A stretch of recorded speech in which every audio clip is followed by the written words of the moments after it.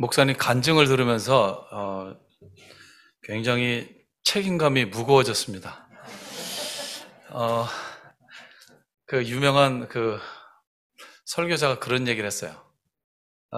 설교자가 설교를 시작했는데 5분 안에 자는 거는 설교자의 책임이 아니지만 5분 후부터 자는 거는 설교자의 책임이다. 왜냐면 들어보지도 않고 아예 나는 안 듣겠다. 나는 좀 이 시간을 수면 보충하는 시간으로 삼아야 되겠다.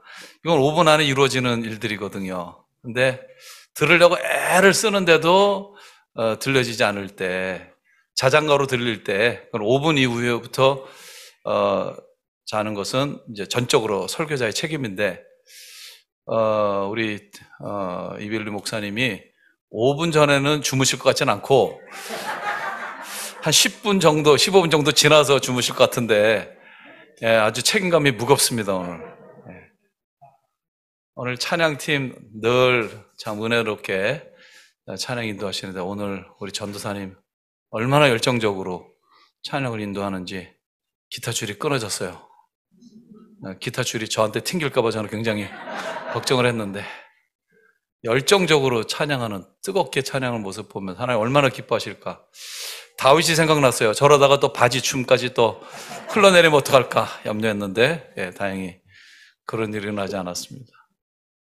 예, 얼마나 피곤하세요. 새벽에부터 나오시고 하루 종일 또 여러분들 일하시고 저녁에 나오신 분들이 대부분인데, 여러분들이 사모하는 것만큼 또 하나님께서 여러분 개인에게 주시는 은혜, 말씀 오늘 반드시 하나님이 주시리라 확신을 합니다. 네. 말씀을 시작하기 전에 제가 이 시대를 아는 힘, 이 책에 대해서 제가 잠깐 좀 말씀을 드리겠습니다. 이 책을 2015년에 제가 발행했는데 두 번째 설교집인데, 이유가 있어요. 이제 그 탈북을 해서 예전 마치고 미국으로 온 이제 우리 혜인이가 있는데, 그 아이가 탈북을 하면서 딸을 놔두고 아주 어린 아이를 돌도 지나지 않았는데 엄마한테 맡기고 나왔습니다. 그런 상황이 있어서. 그래서 저희 집에 왔는데 가만 혼자 이렇게 있으면은 우는 거예요. 딸이 보고 싶고 딸에 대한 미안함도 있고. 그래서 쟤를 어떻게 도와줄까 하다가 이 설교집을 좀 발행을 해서 그 수익금으로 딸을 데려오는 기금을 좀 하면 좋겠다, 그런 마음으로 했습니다. 저희 교회 교인들이 5권, 10권, 20권 이렇게씩 이제 사면서 선물용으로 이렇게 적극적으로 많이 사셨고, 또 많은 분들이 아는 목사님들 교회에서 해서 한 10,000불 목표를 했는데, 10,000불, 한 1,200만 원이 다 이제 수익금이 돼가지고 그것을 마련해서 혜인이한테 전달을 했는데, 지금은 사정이 여의치 않고 또 그 가족들이 보내질 않는 거예요. 걔가 있어야 계속 혜인이가 돈을 보내서 자기네들이 생활을 하니까. 예, 여러분 뭐 여기 그런 분들 있을 거예요. 그러니까 인질로 삼아가지고 보내준다 하면서 안 보내주는 거예요. 얘가 지금 나이가 점점 들어가는데 엄마의 사랑이 필요할 때 빨리 하루라도 더 일찍 엄마 품에 와서 같이 생활을 해야 되는데, 그래서 여러분들 기도해 주시고, 그래서 많은 분들이 이 책을 읽고 또 사주시고 해서 한 생명을 구할 수 있는 그런 의미 있는 책입니다. 이 시대를 아는 힘, 제목이 의미하는 것처럼 영적 분별력에 관한 책입니다. 영적 분별은 우리 신앙생활에 있어서 절대적으로 필요한 것인데, 제가 목회하면서 설교한 것 중에서 영적 분별력에 관한 설교들을 잘 정리해서 주제별로 한 책인데, 안 읽어본 분들은 뭐 별 얘기 안 하시더라고요. 내용을 모르니까. 근데 읽어보신 분들은 이 영적 분별에 관해서 성경이 어떻게 말씀하고 있는가, 우리가 어떤 어떤 영적 분별력을 가져야 되는가 하는 것에 대해서 충분한 그런 성경의 지식을 주고 있기 때문에 많은 분들이 이 책을 통해서 도움받았다, 은혜 받았다 그런 이야기들을 많이 합니다. 어제 목사님은 만 원씩 했는데 저는 그냥 가져가셔도 되고 5천 원 내고 가져가도 되고 10,000원 내고 가셔도 되고 2만 원 내고 가시면 더 좋고 이렇게 해서 그렇게 저는 그 목사님도 말씀드렸는데 성경 헌금으로 그냥 10,000원씩 하시면 좋겠다 했는데 제 마음이 그러니까 그렇게 알아서 여러분들이 필요하시면 하시고 이 책이 누구한테 필요하겠다 하면 그렇게 선물용으로 여러분들이 구입하시면 감사하겠습니다. 기도하시겠습니다. 하나님 아버지, 저희들에게 이 말씀을 주신 것이 구약 성도들은 구약도 완성되지 못한 시기에 살았고 신약 성도들은 구약 성경만 가지고 살았고 쓰여지는 성경을 쪽복음으로 쪽편지로 읽으면서 은혜를 받았습니다. 그러나 저희들은 성경 66권이 완성된 시대에 살면서 여러 가지 역본으로 또 많은 주석책이 함께 있어서 이 성경책이 어떤 의미를 가지고 있는지 우리가 아주 쉽게 매일 언제든지 우리가 원하면 이 말씀을 읽고 묵상하고 배울 수 있는, 그래서 말씀 속에 담겨 있는 하나님의 영원한 진리의 말씀, 생명의 말씀으로 우리의 영혼을 살찌우고 우리를 진리의 산업으로 만들어 나갈 수 있는 이 축복된 시대에 살게 하심을 진심으로 감사드립니다. 아버지 하나님, 오늘도 하나님의 말씀을 듣고 하나님의 말씀을 더 잘 깨닫기 원하고 또 그 말씀이 능력이 되어서 우리의 삶이 변화되고 말씀대로 순종하며 말씀대로 헌신하는 삶을 살기를 원하는 하나님의 백성들이 이전에 나왔습니다. 또 줌으로 또 함께 참여하고 있습니다. 하나님은 오늘도 예비하신 은혜와 축복을 충만하게 내려주시옵소서. 예수 그리스도의 이름으로 기도드리옵나이다. 아멘. 오늘은 삭개오에 대해서 같이 생각해 보려고 합니다. 어릴 때 주일학교부터 다니신 분들은 이 삭개오 이야기 아주 익숙합니다. 이 난쟁이 삭개오가 뽕나무 위에 올라가 그래서 예수님을 만난 이런 이야기, 아주 재미있는 이야기입니다. 그런데 이 말씀에 굉장히 중요한 믿음이란 무엇이냐, 구원이란 무엇이냐, 사람은 어떻게 변화될 수 있는가, 이런 진리가 이 이야기 속에, 오늘 본문 속에 담겨 있습니다. 2절을 보시면 삭개오가 어떤 사람인가 설명이 나오죠. 두 가지가 나옵니다. 어떤 사람으로 설명하고 있습니까? 세리장이요, 또한 부자다. 이렇게 표현하는 거 별로 없죠. 그는 부자다 이런 구절은 있죠. 아리마대 요셉이 부자였더라, 이런 말씀들이 있는데 직업도 나오고 부자도, 세리장이요 부자라. 이 사람이 부자가 됐는데 부자가 된 그 직업은, 그 이유는 세리였기 때문이다. 세리장이었기 때문에. 이렇게 충분히 이제 짐작이 되는 거죠. 먼저 삭개오라는 이름이 먼저 나오죠. 삭개오. 삭개오라는 이 이름의 뜻은 순결, 정직 이런 뜻이에요. 이 삭개오 전혀 이름하고 다른데 이런 느낌이죠. 순결, 정직하고 거리먼 그런 삶을 살았어요. 어디 갔냐? 이 사람 직업이 뭐라고요? 세리예요. 세무공무원이 아닙니다. 지금 우리 같은 세무공무원이 아니에요. 이 로마의 앞잡이들입입니다. 이 로마는 어떻게 통치를 했냐면은 이스라엘 백성들에게 이제 이 세리들한테 너희들이 1년에 얼마를 갖다 바쳐라. 서거해 주세요. 그렇게만 딱 하는 거예요. 그 다음에는 세리들이 알아서 하는 거예요. 예를 들어서 니네 동네에서 여리고에서 1억을 갖다 바치라. 그러면은 2억을 징수하든 3억을 징수하든 상관하지 않는 거예요. 근데 그 로마가 책정한 금액이 적은 금액이 아닌 거죠. 근데 그 이상을 징수해야 되잖아요. 그러니까 얼마나 악랄한 짓을 많이 했겠어요. 그래서 면허증 가진 강도다. 이렇게 별명이 붙었어요. 세리란 뭐냐? 면허증 가진 강도들이다. 아주 싫어했죠. 어느 정도로 싫어했나? 바리새인과 서기관들은 유대인들에게만 구원이 있다. 이방인들에겐 구원이 없다.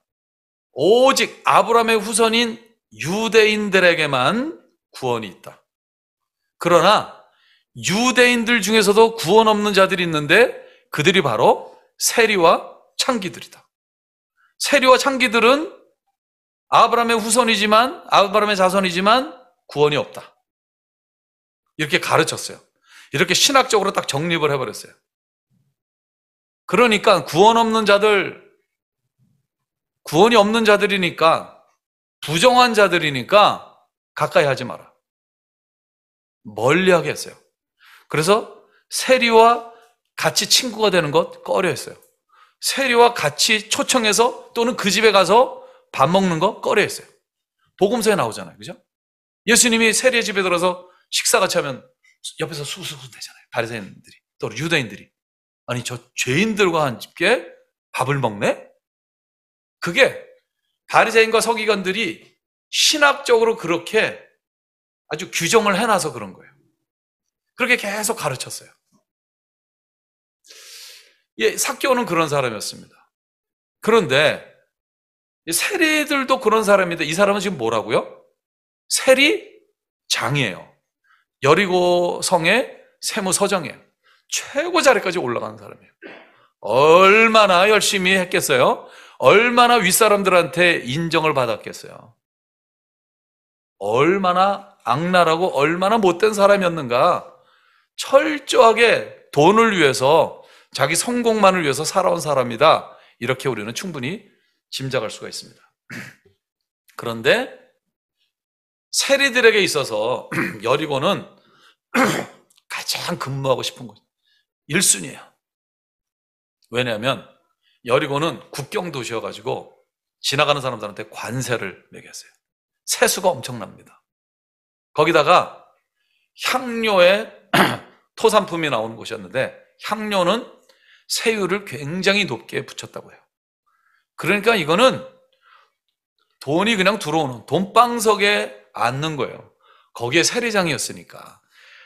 뭐 평생 세리로 일하다가 올라가가지고 세리장까지 됐으니까 성경이 그는 부자다.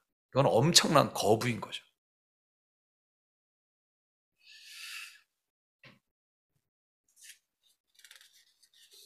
그런 삭개오를 예수님이 일부러 지금 여리고성을 갑니다. 예수님은 주로 갈릴리 지방에서 사역하셨죠. 북쪽 갈릴리, 남쪽 예루살렘. 1년에 한 번씩 오셨죠. 6월절 때 오셨어요.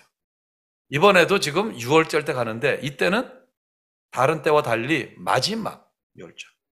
그러니까 죽으시기 위해서, 십자가에 달려 돌아가시기 위해서 가는 길이었어요. 마지막 길이었습니다. 시간이 얼마 남지 않았을 때입니다.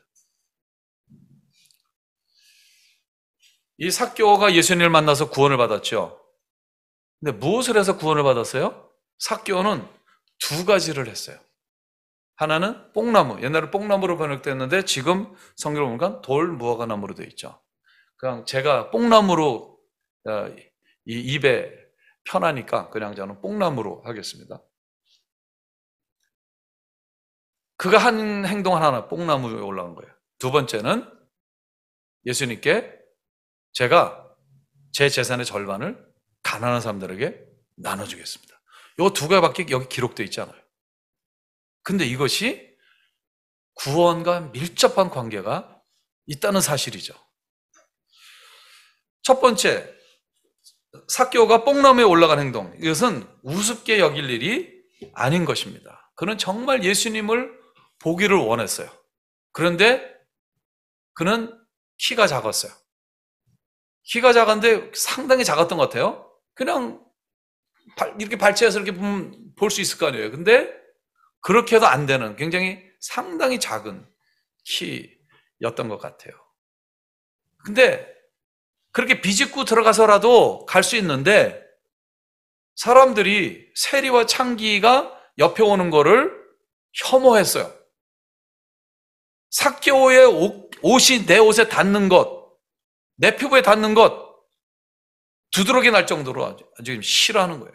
그러니까 이 뭐야 이러면서 엄청나게 비난을 받고 욕을 먹을 상황이기 때문에 비집고 갈 수가 없는 상황이에요. 근데 예수님은 보고 싶어요. 왜? 이미 예수님이 지금 3년의 공생애를 지금 끝나갔거든요. 어떤 소문을 들었을까요? 예수님이 나 같은 세리도 사랑하신다. 많은 세리들 집에 가서 같이 식사하시고 바리새인들과 완전히 다르다는 이야기를 들었다. 와, 그렇다면 혹시 나도 예수님이 사랑해 주시지 않을까? 그분 한번 만나보고 싶다. 그런데 또 그렇게 정말 예수님 만나보고 싶었던 건 뭐냐면은 세리들을 사랑하고 세리들을 친구로 삼고 세리들의 집에 드나들면서 함께 교제를 나눌 뿐만 아니라 그 세리들 중에 한 명을 자기 12제자 중에 하나로 삼았다는 그런 이야기까지 들은 거예요. 마태라는 그 세리를 12제자 중에 하나로 삼았다는 이야기를 들어요. 얼마나 희망이 되는 이야기예요. 그럼 어떻게 해서든지 꼭 예수님을 보고 싶었던 거예요. 생각하다가 어떻게 할까? 그러면서 저기 예수님이 오고 인파가 몰려 있으니까 그쪽으로 가는 것보다는 예수님이 지나가는 그 뒤쪽으로 가가지고 보니까 나무가 있는 거예요. 그 나무 위에 올라간 거예요. 부끄러운 일이죠. 어른이 나무 위에 올라가는 거. 어릴 때는 우리가 하지만 더군다나 사회적 지위가 있잖아요. 네? 세리장이잖아요. 세리장. 그 세리 부하들이 얼마나 많겠어요. 그 얼마나 창피한 일이에요. 근데 그게 없는 거예요. 그가 뽕나무 위에 올라간 것은 예수님을 보기 위한 단순한 호기심이 아니라 예수님을 만나 구원받고 싶은 영적 갈급함의 몸짓이었던 것입니다. 이거를 예수님께서 크게 보신 거예요. 무슨 일이 있어도 내가 예수님을 꼭 만나야 되겠다. 꼭 봐야 되겠다. 그 다음에 그 두 번째로 한 행동은 뭐죠? 예수님께 재산의 절반을 나눠주겠습니다. 8절에 있는 말씀입니다. 우리 8절 한번 같이 보실까요? 8절 같이 읽습니다. 삭개오가 서서 주께 여짜오되 주여 보시옵소서 내 소유의 절반을 가난한 자들에게 주겠사오며 만일 누구의 것을 속여 빼앗은 일이 있으면 내 갑절이나 갚겠나이다. 예. 재산의 절반을 나눠주겠다. 아까 얘기했죠. 그는 부자라. 지금 돈으로 따지면 한 100억? 1000억? 아마 제가 볼 때는 여리고에서 넘버원 부자였을 거예요. 엄청난 재산이잖아요. 그 재산의 절반을 저는 가난한 사람들에게 나눠주겠습니다. 엄청난 거죠. 그런데 왜 그랬을까요? 제가 모든 전세 재산을 다 가난한 사람들에게 나눠주겠습니다. 그게 아니라 왜 절반을 나눠주겠다고 했냐면 그 다음 말을 보면 알 수 있어요. 다시 8절을 보세요. 내 소유의 절반을 가난한 자들에게 그냥 나눠주겠다는 거예요. 가난하고 불쌍한 사람들에게 나눠주겠다는 거예요. 만일 누구의 것을 속여 빼앗은 일이 있으면 내 갑절이나 갚겠나이다. 내 갑절은 구약의 신명기서에 레위기에 나와 있는 누구의 것을 도둑질했을 때에 갚을 때 4배로 갚아야 되는 율법의 기준이 있죠. 율법을 아는 사람이에요. 율법대로 하겠다는 거예요. 제가 묻습니다. 여러분이 이 당시에 여리고에 살진 않았지만 삭개오가 여리고에 있는 사람들의 돈을 뺏고 토색한 일이 있을까요, 없을까요? 있죠. 한두 번일까요? 평생을 그렇게 해온 거죠. 아까 제가 말씀드렸잖아요. 정당한 세 이상 부과하지 말라는 주님의 가르침이 있잖아요. 몇 배로, 그 가난하고 어려운 사람들 몇 배로 세금을 매겨가지고 착취하는 일, 빼앗는 일, 남의 재산을 빼앗는 일. 이 사람은 평생 세리한 사람이에요. 돈 계산이 제일 빠른 사람이에요. 하나님 은혜를 받았어요. 가만 계산해 보니까 사람들이 막 떠오르는 거예요. 대충 계산해도 내 재산의 절반은 이거 갚는 일에 써야 되겠구나. 그럼 나머지 절반은 그냥 가난한 사람들한테 다 나눠줘야 되겠다. 이렇게 계산한 거예요. 그러니까 이 삭개오의 이야기를 보면 삭개오가 지금 이 이야기밖에 안 했는데 9절 말씀 보면 예수께서 이르시되 오늘 구원이 이 집에 이르렀으니 이 사람도 아브라함의 자손이미로다. 아까 얘기한 아브라함의 자손이라는 것은 바리새인과 서기관들은 저들은 아브라함의 자손이 아니다 한 것에 대해서 그 자리에서 정면으로 반박하는 얘기죠. 그리고 이 사람도 아브라함의 자손이다. 구원이 이 집에 이르렀다 하는 것은 뭐예요? 오늘 너는 구원을 받았다 하는 거죠. 우리에게 충분히 오해를 줄 만한 그런 말씀을 예수님께서 하고 계세요. 우리가 지금까지 알고 있는 성경의 지식, 우리 어떻게 구원받죠? 무엇을 통해서 구원받죠? 회개함으로, 예수 그리스도를 믿음으로. 예수 그리스도가 나의 죄를 대신 지시고 십자가에 달려 돌아가셨다는, 예수님의 십자가를 믿고 예수님의 보혈의 공로를 믿고 예수님을 주님으로 구주로 영접해야만 믿음으로 구원받는 거 아니에요? 그런 고백이 여기 어디 있어요? 내가 죄인이라는 고백이 어디 있어요? 그러나 제가 설명드린 대로 철저하게 완전히 저는 이제까지 모든 죄를 다 회개하고 제가 죄 지은 것들에 대해서 회개 합당한 열매를 맺겠습니다. 그냥 주님 제가 많은 도둑질을 했습니다. 용서해 주세요. 이렇게 기도로 끝나는 것이 아니라 율법의 요구대로 내가 토색한 것들에 대해서 4배로 다 갚겠습니다. 이 철저하게 회개에 합당한 열매가 있는 것을 우리가 볼 수 있는 거죠. 그리고 절반은 그렇게 사용하고 나머지 절반은 가난한 사람들에게 다 나눠주겠다. 그것은 뭐예요? 이제까지 나는 돈을 위해서 살았는데, 돈이 나의 우상이고 나의 목표였고 나의 하나님이었는데, 이제 돈은 완전히 다 포기하고 다 나눠주고 이제 하나님을 온전히 섬기는, 예수님을 믿는 삶을 살겠습니다. 이 결단이기 때문에 예수님께서 그렇게 말씀하신 것입니다. 오늘 구원이 이 집에 이르렀다. 삭개오가 자기 재산의 절반을 가난한 사람들에게 다 나눠주겠다. 그러니까 갚고 나서 나머지 모든 재산은 다 나눠주겠다는 것은 더 이상 저는 돈을 목표로 살지 않겠다. 돈이 내 인생의 목표가 아니다라는 그런 결단인 것이죠. 또 이것은 가치관의 일대 전환이 이루어진 것입니다. 그는 큰 부자이기에 그 절반의 재산은 어마어마한 금액이었던 거죠.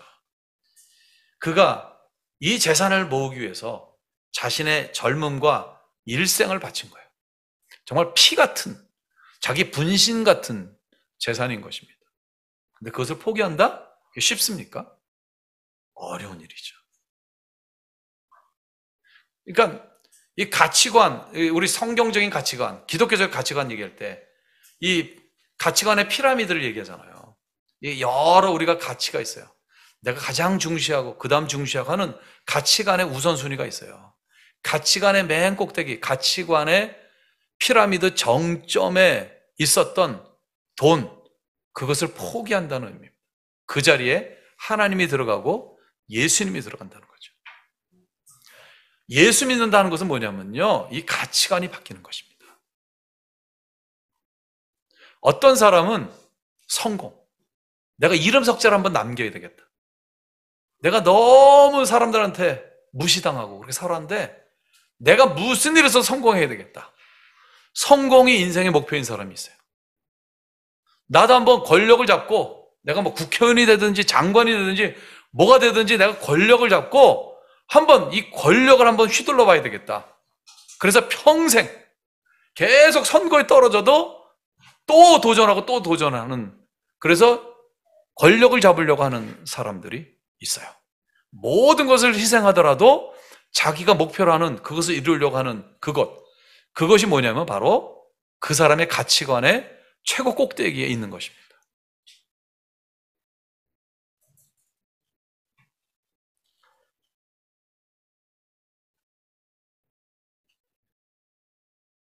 여러분들은 어떻습니까? 여러분에게 있어서 돈이 더 중요합니까? 부모가 더 중요합니까? 돈보다 부모가 더 중요한, 부모님이 더 소중한 사람은 부모님이 병에 걸려서 큰 수술비와 병원비가 들어갈 때 그 돈이 얼마든지 계산하지 않고 빚을 얻어서라도 부모님을 살리고 부모님의 건강을 회복하는 일에 그렇게 돈을 사용합니다. 왜요? 돈은 있다가도 없을 수 있는 거, 없다가도 또 다시 생길 수 있는 거. 그러나 우리 부모님은 나를 낳아주시고 나에게 가장 소중한 분이기 때문에, 이 가치관 차이 때문에 흔하지 않지만 가끔 그 아버지의 그 재산을 그거를 자기 것으로 하려고 가끔 보면은 부모님을 죽이는 그런 일들이 나와요. 부모보다 돈이 더 중요한 사람의 모습이죠. 가끔 평생 모은 돈을 대학교에 기부하는 그런 미담 기사들을 우리가 종종 봅니다. 10억, 100억, 또 어떤 경우는 1000억, 어마어마한 큰 돈을 다음 세대 교육하는 데 써달라고 기부를 합니다. 이분들은 돈보다, 자기 재산보다 다음 세대 교육, 이것이 훨씬 더 중요한 가치를 지니고 있기 때문에 그 전 재산을 아낌없이 그렇게 기부할 수 있는 것입니다. 가치관은 매우 중요해요. 어떤 가치관을 있느냐, 그것이 그 사람의 인생의 내용과 성격을 결정을 합니다. 가치관이 바뀐다는 것은 인생이 바뀐다는 것을 의미해요. 바로 사교를 통해서 보는 것처럼. 아직도 이게 잘 안 와닿습니까? 이 가치관이? 뭐 이런 농담 비슷한 그런 질문들을 하잖아요. 아내하고 딸이 지금 물에 빠져서 막 허우적허우적 되는데 내가 현재 가지고 있는 힘이 한 사람밖에 살릴 수밖에 없어요. 그럴 때 여러분 누구를 살리겠습니까?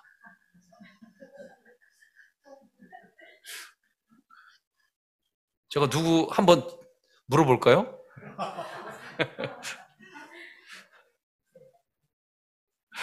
예? 이게 지금 누가 더 중요하냐 이거를 물어보는 거잖아요. 예? 이런 것들이 가치관인가요, 가치관? 사도 바울의 고백을 보면 사도 바울은 누가 최고의 가치관 정점이 있었죠? 예수님. 네. 빌립보서 3장 7절 8절 말씀이죠. 여러분 같이 찾아서 읽을까요? 빌립보서 3장 7절 8절. 빌립보서 3장 7절 8절. 우리 찾으신 분들은 같이 읽겠습니다.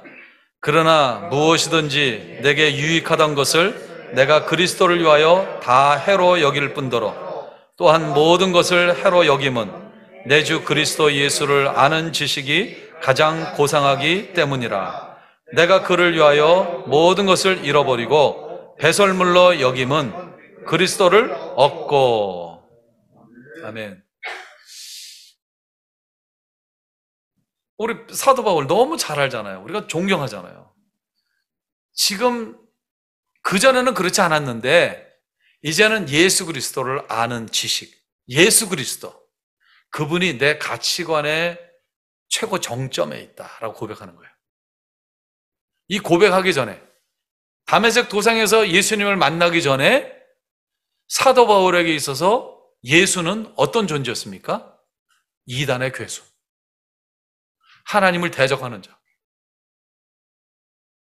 그래서 그 예수를 믿고 따르는 자들을 핍박하고 죽이는 일에 앞장섰어요. 그게 하나님을 잘 섬기는 것으로 그는 확신을 했어요. 예수는 가치관에 있어서 저건 없어져야 할, 저 따르는 자들은 완전히 다 박멸해야 되는 그러한 존재로 여겼어요. 그러던 사도 바울이 이런 고백을 한다는 건 뭐예요? 가치관이 완전히 전도됐다는 거죠. 가치관의 정점에 예수 그리스도가 있어요. 예수 그리스도의 아는 지식. 그는 가말리엘 문화에서 최고, 지금 얘기하면은 명문대학의 최고 박사학위를 가지고 있는 사람, 지식의 방대함, 자기가 가지고 있는 로마 시민권, 또 현재 자기가 가지고 있었던 바리새인 중에 바리새인의 그런 특권과 여러 권한과 지위, 명예, 이 모든 것들을 뭐로 여겼다고요? 배설물로. 다 쓸데없는 걸로. 가치관의 두 번째, 세 번째, 네 번째 순위에 있는 것이 아니라 전혀 필요 없는 배설물로 여겨버리고 예수 그리스도를 아는 것, 그거 하나, 예수 그리스도를 위한 것, 그거 하나를 위해서 사는 인생으로 완전히 바뀐 거죠. 인생의 내용이, 인생의 목표가, 모든 것이 바뀌어버리는 것입니다. 이게 가치관의 변화예요. 예수 믿는다는 것은 가치관이 변화되는 것입니다. 예수님하고 상관없는 삶을 살았던 사람이 예수님만을 위해서 사는 삶으로 바뀌는 거예요. 근데 그게 내 고백과 결심만 가지고는 이루어지는 것이 아닙니다. 내 내면에 내가 지금까지 형성해온 가치관의 순서를 완전히 바꾸는 겁니다. 이것이 선행되지 않고는 삶이 바뀌지 않는 거예요. 그렇기 때문에 교회를 20년, 30년 평생을 다녀도 삶이 조금 더 변화되지 않는 이유는 뭐냐면은 가치관이 하나도 변화가 없기 때문에 그런 거예요. 여러분은 어떤 가치관을 가지고 삽니까? 이거를 보면 알 수 있어요. 내가 가장 소중히 여기는 거. 우리가 보통 가장 소중히 여기는 게 뭐냐면 돈과 시간이에요. 시간과 돈을 내가 어디에 가장 아끼지 않고 쓰는가? 내가 가장 많이 사용하는 곳이 어디인가? 그것을 보면 그게 말은 내가 어떻게 하고 내가 나는 이런 비전을 가지고 있습니다 라고 하는 것과 상관없이 실제적으로 내 몸이 움직이고 내 인생이 살아가는 실제적인 모습이에요.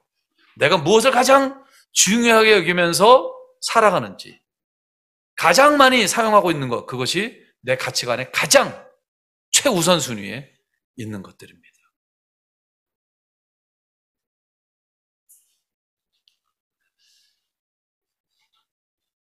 예수 믿으세요. 예수 믿으면 부자 돼요. 이렇게 전도하는 사람들 있잖아요. 이게 지금 이렇게 개독교라는 소리를 듣게 만드는 이유들 중에 하나죠. 여러분, 예수 믿는 목적이 부자 되는 것입니까? 우리를 부자로 만들어주기 위해 예수님께서 십자가에 달려 돌아가셨습니까? 아니잖아요. 근데 왜 그렇게 전도를 합니까? 그렇게 왜 교회를 데리고 옵니까? 예수 믿으면 부자 될 수도 있고 안 될 수도 있어요. 예수 믿는 것과 부자 되는 것은 크게 상관이 없어요. 하나님 우리 많은 부를 맡겨주실 수가 있어요. 우리는 청지기로서 하나님께서 우리에게 맡겨주신 것에 불과한 거니까. 부자 되는 것이 예수 믿는 목적이면, 교회 다니는 목적이면 그게 크리스찬입니까? 그게 가치관의 정점에 돈 대신 예수님이 올라간 겁니까? 부자 되는 목적으로 교회를 다니고 부자 되는 목적으로 예수를 믿으니까 여전히 가치관의 정점에는 돈이 있는 것이죠. 예수는 수단의 도구에 불과한 것이죠.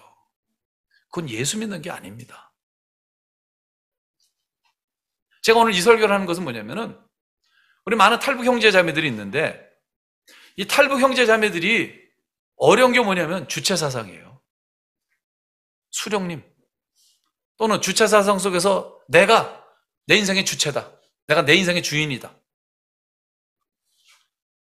이게 들어가 있기 때문에 모든 이념들, 이데올로기, 모든 종교는 나름대로 다 이 가치관의 피라미드를 가지고 있어요. 피라미드 체계가 있습니다. 가치관의 체계가.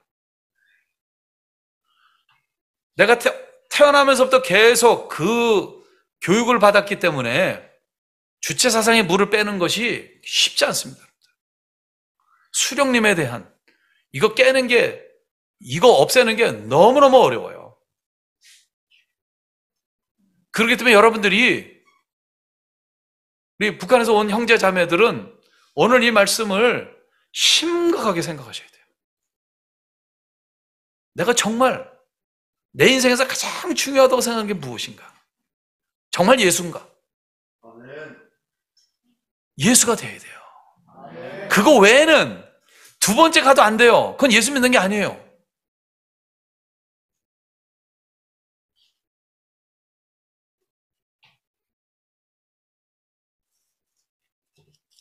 이 삭개오 완전히 변화됐잖아요. 전승에 의하면 두 가지 설이 있어요. 삭개오가 이 사건 이후에 어떤 삶을 살았는가? 더 이상 세리 일을 안 했겠죠, 그죠? 그냥 그날로 끝나버린 거죠. 정말 아주 급진적인, 영어로 레디컬한 변화가 이제 일어난 거죠. 이 사람 삶 속에 있어서. 전승에 의하면 베드로를 따르고 베드로의 동역자로 있다가 가이사랴 교회의 감독, 옛날에 감독이라고 불렀잖아요. 감독이 되었다는 설이 있고요. 또 하나 설은 가룟 유다가 죽고 난 다음에 12를 채우기 위해서 제비를 뽑아서 마띠아라는 사람을 12의 수에 가입하게 했는데 그 마띠아가 바로 삭개오다라는 이 두 가지 전승이 내려오고 있습니다. 뭐 첫 번째든 두 번째든 분명한 사실은 삭개오는 이 사건 이후로 어떻게 됐어요? 완전한 예수의 사람이 됐다는 거죠. 예수님의 제자가 됐다는 거죠. 이게 가치관의 변화가 일어났을 때에 자연스럽게 나타나는 결과인 것이죠.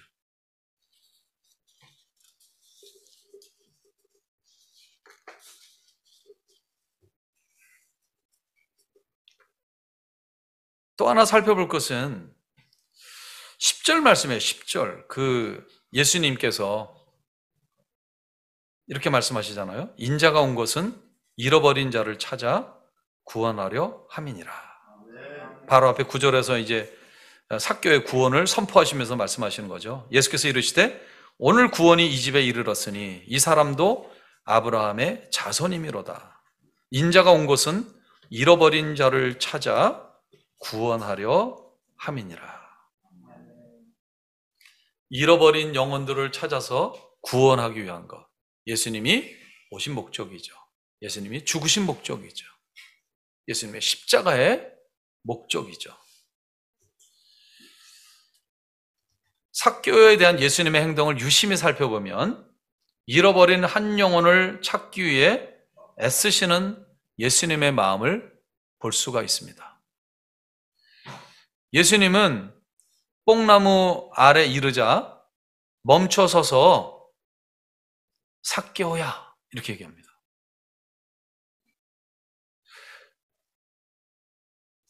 4절부터 볼까요? 4절 앞으로 달려가서 보기 위하여 돌 무화과 나무에 올라가니 이는 예수께서 그리로 지나가시게 되밀어라. 예수께서 그곳에 이르사 쳐다 보시고 올려다 보시고 정면으로 삭개오의 눈과 예수님의 눈이 마주치는 거죠. 그리고는 삭개오야 이름을 불러요. 예수님이 올라가 있는 걸 아셨어요? 아셨죠? 그냥 두리번 가다가 저기 사람 있네? 이렇게 한 거예요? 이름을 부르시잖아요. 이름을. 얼마나 놀랐을까요? 삭개오가. 제가 말씀드렸잖아요. 이 예수님의 여정은 예루살렘으로 가는 마지막 여정이에요. 죽으시기로 가는, 날이 얼마 남지 않은, 잃어버린 자를 구원하기 위해서, 잃어버린 자를 찾기 위해서 오셨는데, 이제 여리고로 지나갈 때 여리고의 삭개오를 꼭 구원하시기 위해서 그 길로 지나가는 거죠. 삭개오가 뽕나무에 올라가는 그 시간에 예수님은 그 나무 밑에 가시는 거죠. 그러고는 쳐다봐요. 그 눈을 쳐다보며 삭개오야 라고 부르는 거예요. 여러분이 만약에 삭개오였으면 어땠을까요? 놀라서 그냥 떨어졌을 거예요. 이러면서 감격해서 아니 예수님이 내 이름을 아셔서 내가 좀 유명한가 보다. 여리고의 세리장이니까 뭐 세리장 정도에 알아야 되지 않겠어요? 이렇게 해서요? 전유를 했겠죠, 전유를. 근데 두 번째 말은 더 놀라운 말이에요. 그 다음에 예수님이 뭐라고 말씀해요? 삭개오야, 속히 내려와라. 내가 오늘 내 집에 유해하겠다. 내가 오늘 네 집에 들어갈게. 바리새인들도 안 들어오고 아무도 들어가지 말라고 그런 자기 집에 예수님이 들어가겠다. 인정하는 거잖아요. 친구로 삼는 것이잖아요. 그런데요, 우리말을 보면 조금 약해요. 영어로 보면요, 굉장히 이 말씀이 강해요.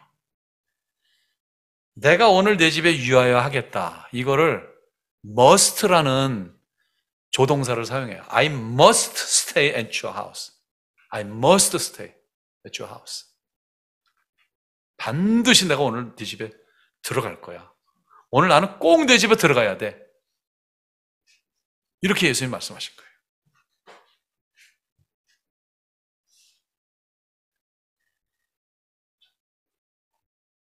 혹시 여러분 중에 나는 삭개오처럼 너무 많은 죄를 지어서 하나님께 용서받을 수 없다, 이렇게 생각하는 분이 있습니까? 삭개오처럼 내가 너무 찢어지게 가난해서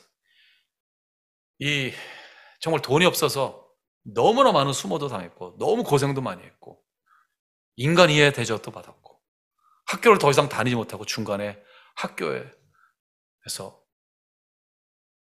그만둬야 될 정도로 돈에 한이 묻혀서 내가 무슨 일이 있어도 나는 돈을 벌어야 되겠다, 악착같이 돈독이 올랐다, 돈에 미친놈이다라는 그런 소리를 들을 정도로 열심히 수단 방법 가리지 않고 그렇게 살아오신 분이 계십니까?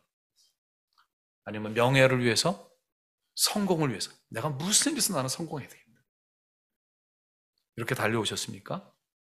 그래서 그 달려오는 동안에 마음을 아프게 하고 상처 준 사람도 많고 욕도 많이 먹고 나쁜 짓도 많이 해서 너무 괴로우신 분 있습니까? 나는 도저히 안 되겠어, 나는 정말 용서받지 못할 거야. 혹은 북한에서 여러분들이 살기 위해서 생존 때문에 그런 일들을 많이 해서 정말 나 같은 인간은, 나 같은 죄인은 용서받지 못할 거야. 저는 그냥 목회하면서 전도거나 할 때에 부인은 열심히 신앙생활을 하는데 남편은 안 나오는 거야. 그렇게 해도, 기도해도 5년 10년을 기도해도 목사님 우리 집에 꼭 신방에서 우리 남편 좀 한번 전도해 주세요. 찾아가거든요. 이런저런 얘기 나누는데 사람은 좋은데 얘기하다 보면 자기 속마음 털어오는데 그런 사람들이 은근히 많더라고요. 저는요, 너무 지은 죄가 많아서 저는 예수 못 믿습니다. 하나님도 저를 포기했습니다. 하나님 저를 용서하지 않습니다. 그런 생각을 갖는 분들이 있기 때문에 그분들은 참 괜찮은 사람들이에요. 죄를 많이 짓고도 나는 뭐 별로 죄 짓은 거 없다. 이런 사람들에 비해서 얼마나 괜찮은 사람들입니까요? 이건 내가 죄인이라는 것을 인정하는 거잖아요. 그런 자세는 하나님이 그런 사람들 기뻐하시는 거예요. 나는 제사를 원치 않고 상한 심령으로 원하시잖아요. 아픈 마음, 회개하는 마음. 혹시 그런 마음 가지신 분들 있으면 오늘 여러분의 이름을 부르시는 예수님을 만나실 수 있는 날입니다. 삭개오야, 내가 너를 안다. 네가 얼마나 열심히 살았는지, 네가 왜 그렇게 살았는지 내가 안다. 내가 널 이해한다. 그러니까 눈 녹듯이 녹으면서 한순간에 고꾸라지잖아요. 완전히 새 사람으로 변화되잖아요. 이게 복음의 능력이에요. 이게 예수님의 능력이에요.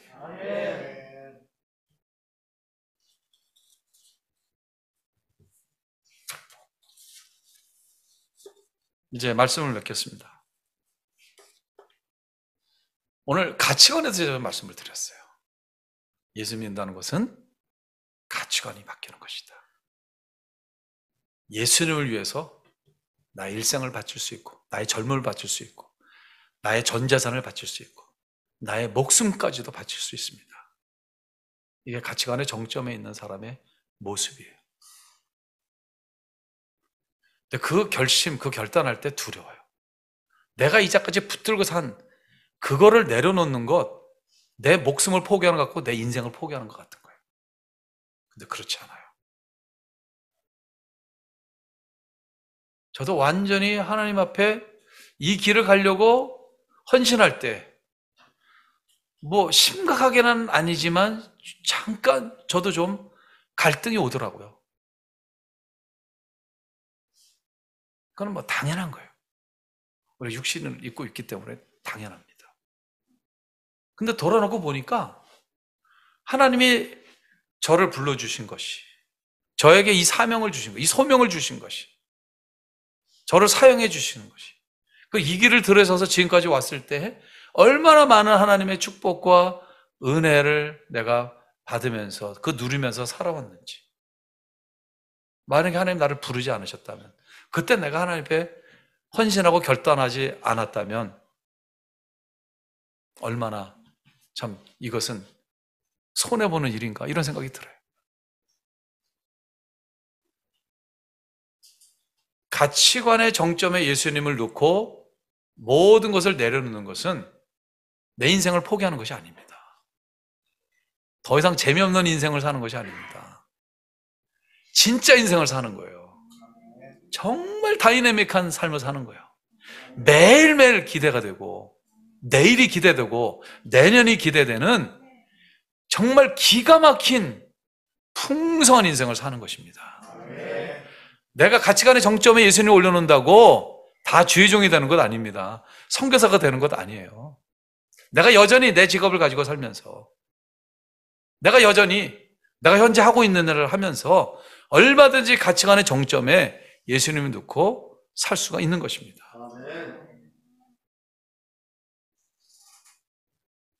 우리 젊은이들이 있는데, 우리 청년들이 있는데, 헌신을 청년 때 하면 할수록, 젊을 때, 나이가 더 적을 때 하면 할수록 그것은 그 사람에게 있어서 엄청난 축복입니다.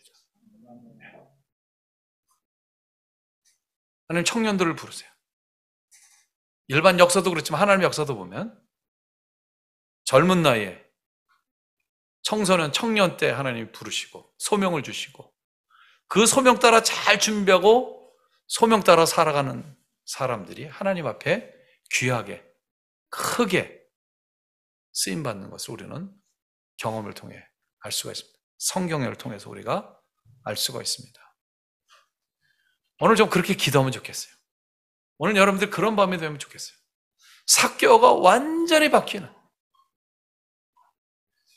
여리고에서 악명 높았던 그 세리장이 완전히 예수의 사람으로, 완전히 은혜의 사람으로 모든 것을 내려놓고 완전히 예수님의 제자가 되는 그런 레디컬한 새로운 인생이 여러분들에게 일어나기를 원합니다. 오늘 좀 그렇게 기도하면 좋겠어요. 우리 목사님 나오셔서 이제 기도에 인도하실 때 여러분들 그렇게 함께 기도하면 좋겠습니다. 자, 먼저 기도가 마치겠습니다. 하나님 아버지 감사합니다. 삭개오를 통해서 저희들에게 은혜를 주시고 믿음이 무엇인가를 깨닫게 하시고 배우게 하시니 참으로 감사합니다. 아버지 하나님, 열방샘 교회를 크게 사랑하시는 하나님, 하나님의 백성들을 불러 모으셔서 참 이 시대에 가장 중요한 일을 맡기시고 그 일을 귀하게 크게 사용하고 있는 이 열방샘 교회, 하나님, 하나님의 이 귀한 백성들, 하나님의 자녀들 한 사람 한 사람을 기억하여 주시고 은혜 내려주시고 축복하여 주시옵소서.